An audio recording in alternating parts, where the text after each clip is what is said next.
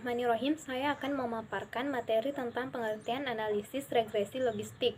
Regresi logistik adalah bagian dari analisis regresi yang digunakan ketika variabel dependen atau respon merupakan variabel dikotomi. Variabel dikotomi biasanya hanya terdiri atas dua nilai, yaitu yang mewakili kemunculan atau tidaknya suatu kejadian yang biasanya diberi angka 0 atau 1.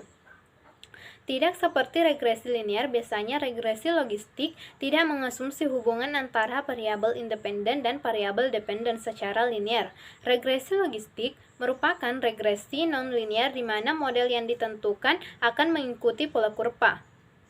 Model yang digunakan pada regresi logistik adalah log dalam kurung P/1 dikurang P sama dengan beta 0 ditambah beta 1 X1 ditambah beta 2 X2 ditambah beta K XK, di mana P adalah kemungkinan bahwa Y sama dengan 1, X1, X2, X3 adalah variabel independen, dan B adalah koefisien regresi.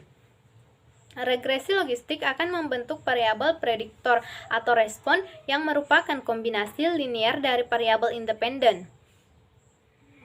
Nilai variabel prediktor ini kemudian ditransformasikan menjadi probabilitas dengan fungsi logit. Regresi logistik juga menghasilkan rasio peluang terkait dengan setiap prediktor.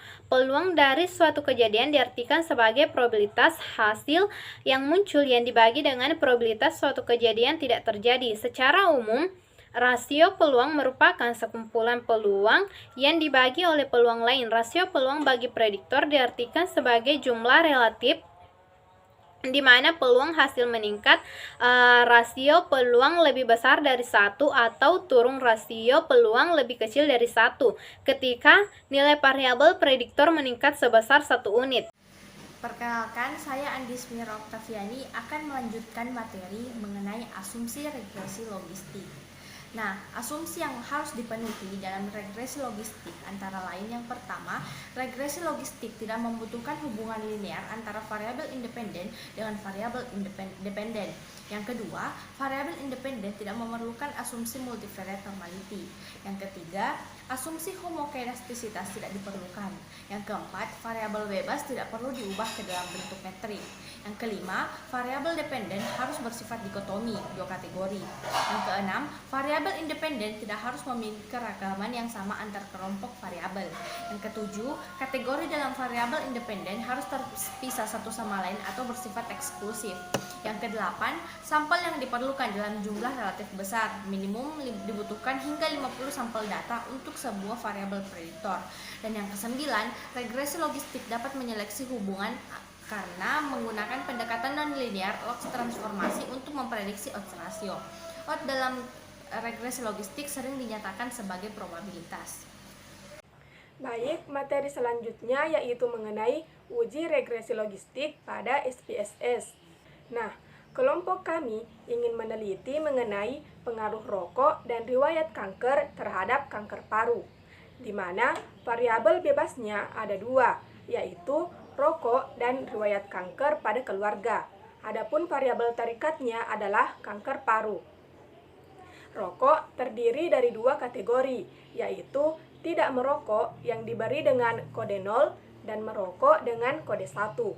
Riwayat keluarga terdiri dari dua kategori, yaitu tidak ada riwayat dengan kode 0 dan ada riwayat dengan kode 1. Adapun kanker paru juga terdiri dari dua kategori, yaitu tidak mengalami kanker dengan kode 0 dan mengalami kanker dengan kode 1. Adapun data yang diteliti sebanyak 30, yaitu datanya sebagai berikut. Dalam melakukan analisis regresi logistik, diperlukan langkah-langkah sebagai berikut.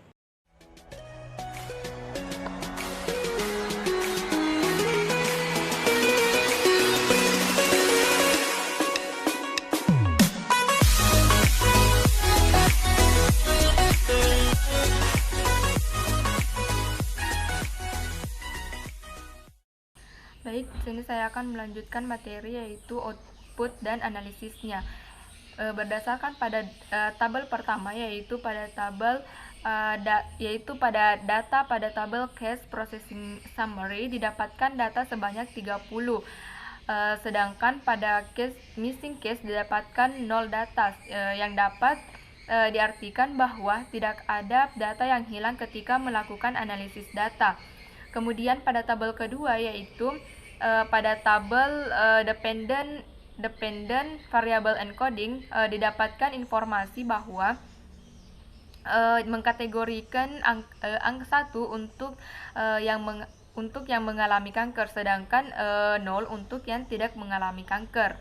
Baik, selanjutnya yaitu pada tabel ketiga, berdasarkan data pada tabel classification table dapat dijelaskan bahwa persentase variabel yang diprediksi sebesar 63,3% adalah baik, atau dengan kata lain semua data independen 63,3% ini dapat berpengaruh terhadap nilai variabel dependen dengan mengikutsertakan parameter konstanta. Nah, kemudian pada tabel yang keempat yaitu berdasarkan data pada tabel variabel in the equation diperoleh output signifikansi adalah 0,149 yang mana lebih besar dibandingkan dengan 0,05. Artinya model tersebut signifikan dan kemudian hal tersebut merupakan dalam artian H1 tersebut dapat diterima. Selanjutnya yaitu pada tabel omnibus test menyatakan bahwa uji C-square diperoleh goodness outfit sebesar 4,125 yang mana lebih besar dibandingkan dengan 0,05. Hal tersebut mengindikasikan bahwa model tersebut signifikan. Dari data tersebut dapat dilakukan uji hipotesis. Yang pertama yaitu hipotesis. Nah, hipotesisnya di sini yaitu HO sama dengan tidak ada variabel X yang signifikan mempengaruhi variabel Y. Kemudian H1-nya di sini yaitu ada variabel X yang signifikan mempengaruhi variabel Y. Kemudian yang kedua yaitu tingkat signifikan. Tingkat signifikannya di sini yaitu sebesar 5%. Kemudian uji hipotesis. Uji hipotesisnya di sini yaitu p-value sama dengan 0,127. Kemudian setelah uji hipotesis, nah di sini ada daerah kritis. Nah, daerah kritis di sini yaitu apabila HO ditolak jika p-value sama dengan 0,127 itu lebih besar dibandingkan dengan A sama dengan 0,05. Kemudian setelah daerah kritis di sini ada keputusan. Nah, keputusan di sini yaitu H1 diterima. Kemudian yang terakhir yaitu kesimpulan. Nah, kesimpulannya di sini yaitu apabila A di sini sama dengan 5%, maka dapat disimpulkan bahwa ada salah satu variabel X yang signifikan mempengaruhi variabel Y. Baik, selanjutnya yaitu dilihat pada tabel model summary. Di situ dapat dilihat nilai Nagakar R sebesar 0,176 dan Cox Snell sebesar 0,128 yang menunjukkan bahwa kemampuan variabel independen dalam menjelaskan variabel independen sebesar 0,176 atau 17,6% dan terdapat 100% dikurang 17,6% yang diperoleh hasil 82,4%. Faktor lain di luar model yang menjelaskan variabel dependen. Baik, selanjutnya yaitu dilihat pada tabel Holmes dan Lemeshoff test. Nah, dari tabel tersebut dapat dilakukan uji hipotesis. Yang pertama itu hipotesis. Nah, HO sama dengan model telah cukup mampu untuk menjelaskan data atau dikatakan sudah sesuai. Kemudian H1-nya yaitu model tersebut tidak mampu untuk menjelaskan data. Nah, yang kedua yaitu tingkat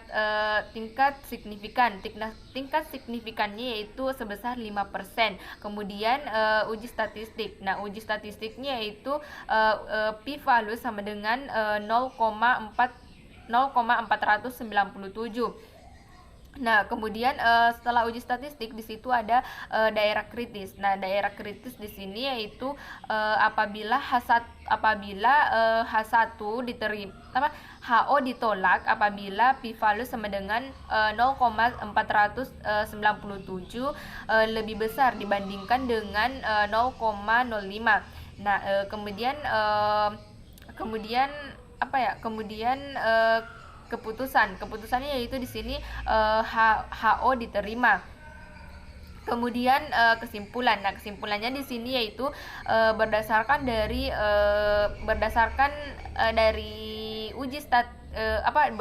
dari model tersebut, maka dapat dikatakan bahwa model regresi logistik tersebut mampu untuk menjelaskan data.